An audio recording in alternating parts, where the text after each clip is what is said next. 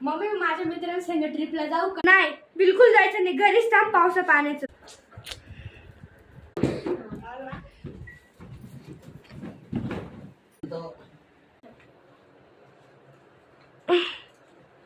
तो ना काय झालं? काय झालं? काय झालं? काय काय झालं? काय काय म्हणतो तू?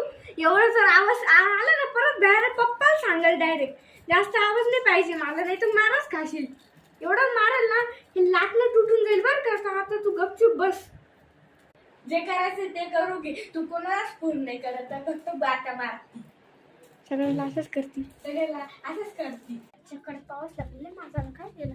पोळ्याचं तेल लावून त्याला नीट करायचं याच्यात. तर थांब तू. म्हणजे तुला अरे मी काय केलं?